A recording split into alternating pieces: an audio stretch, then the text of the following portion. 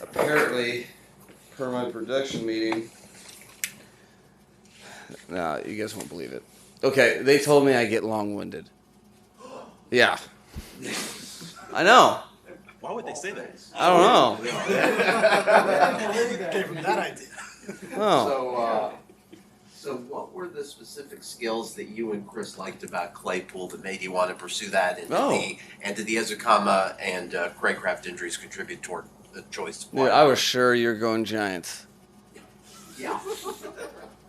No, that I think that's an exciting opportunity. I think it's kind of like Christmas in terms of I don't know anything, so when Chris comes to me about something that he has on the docket, we have good discussions, and for us, it felt like a situation where there might be a role to carve out for him, and then I think important for the player, you have a guy that wants to take things into his own hands and have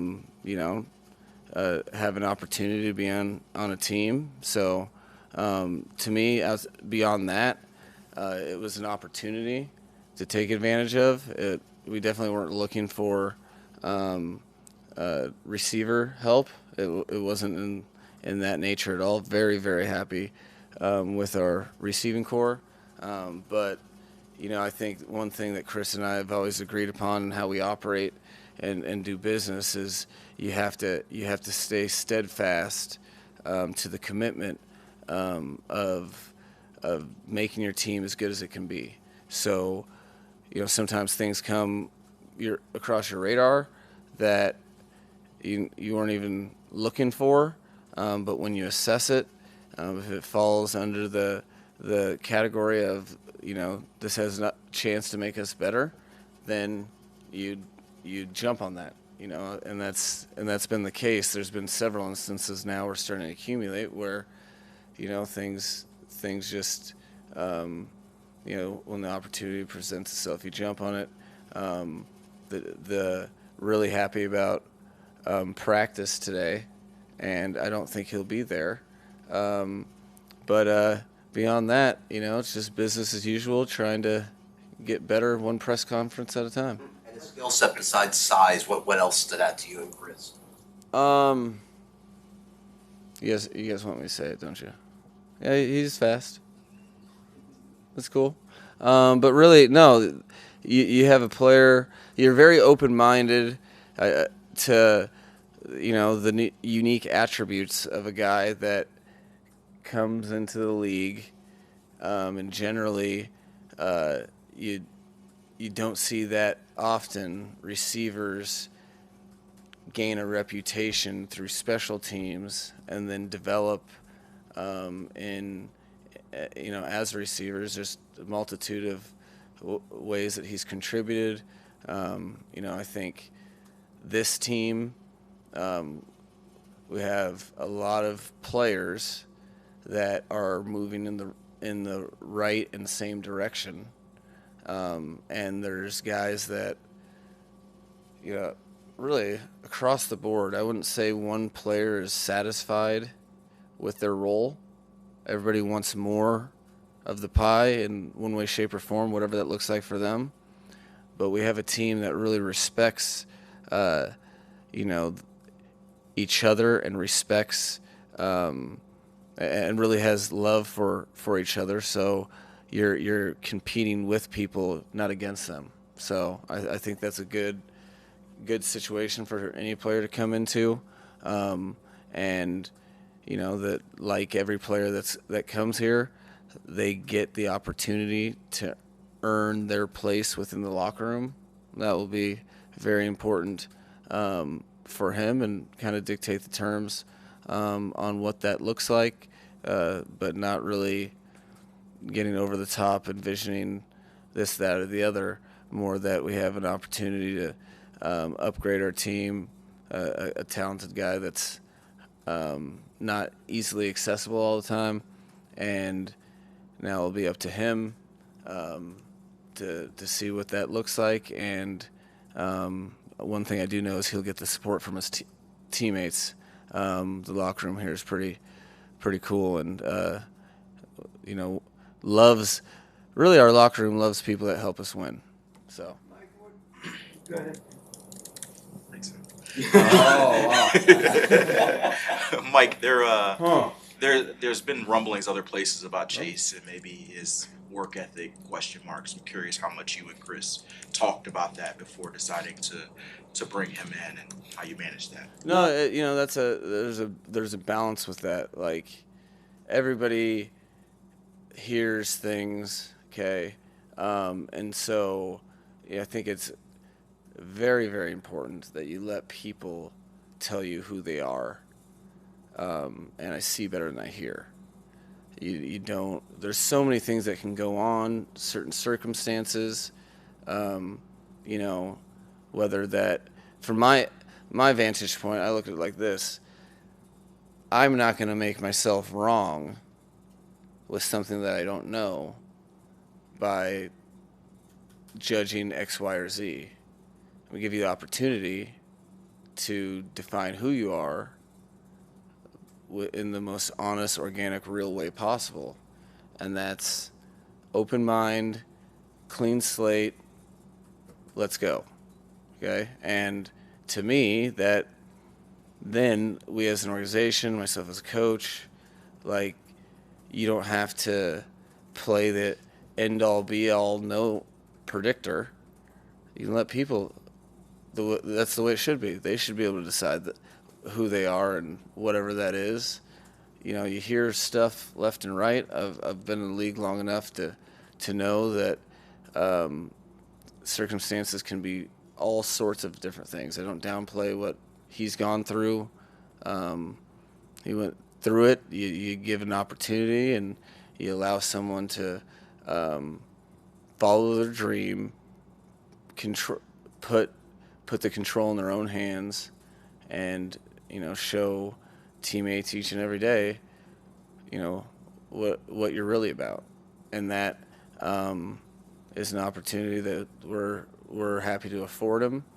And I don't, it's less about like, oh, I know this is not true, and that's like literally irrelevant. He'll start as a Dolphin and be able to earn whatever place he wants within the locker room based upon his actions on a daily basis.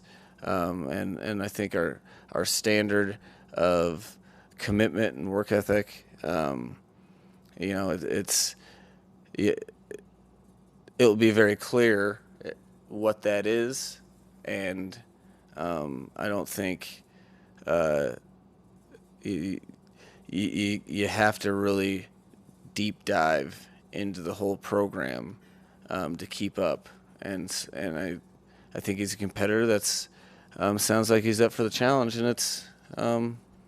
And Chris gets to come to my office and tell me cool prospects and blow my mind while we're game planning, and then we talk through it. It's I'm excited for the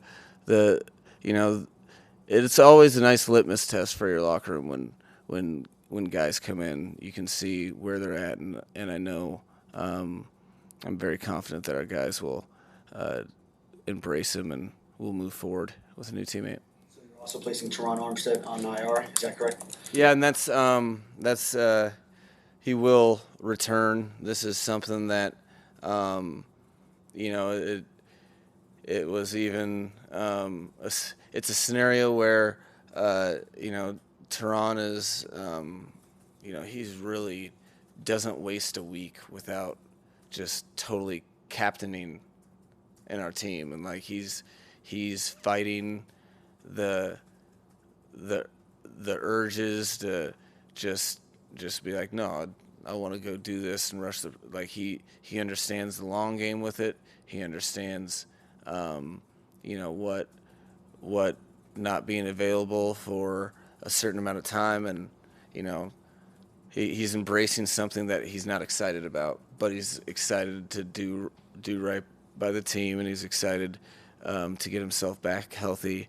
And he is. I can't talk about it enough, man. He's such a big part of what we're trying to develop within the locker room, and I think guys really see his commitment to the team, even especially when he's battling through stuff like that. Armstead you guys had expected weeks already. Is the 4 weeks minimum, obviously, for IR? Is that a situation where he'd be close at that 4 week mark, given what you know? That was very well phrased, because you know that I'm not about the business of timelines, because inherent it undercuts what we're trying to do. We're trying to not get healthy by a certain thing and compromise that process. We're trying to get healthy, but I don't think you're far off. Like that's what I kind of mean. It was a decision that it shows the investment that Teron has in this team, by that being something that it's a no-brainer for him, but it will be pretty close, and I think that's probably, if it's pretty close at this point in time, I'm not going to be putting him at risk anyway, and I'm not going to defend against myself. I really like watching him play. I get what you're saying about the clean slate. I can appreciate that. At the same time, for example, this morning I saw some clips of Claypool, and it seemed to show him not giving full effort out on the field at all times. Mm-hmm. Have you and Chris talked to him about things like that, about what's expected of him in terms of commitment to this team? Yeah, no, it's very clear, and honestly, he's very understanding of his opportunity and what the stakes are for him, and really he wants to. I'm pretty sure he's aware of the narratives out there, and you can do one of two things with those things. You can say, woe's me that's there, or it is what it is, and then, all right, if you're not that, don't be that. Expectations are crystal clear, and that's not even something that I would say Chris and I generally have to overly worry about, because, the locker room kind of, indirectly handles that. Okay, so you have 11 guys on the field. If 10 of them are straining, you know what players hate is watching film of the one guy that's not. And so the collective standard, that's no one's above that.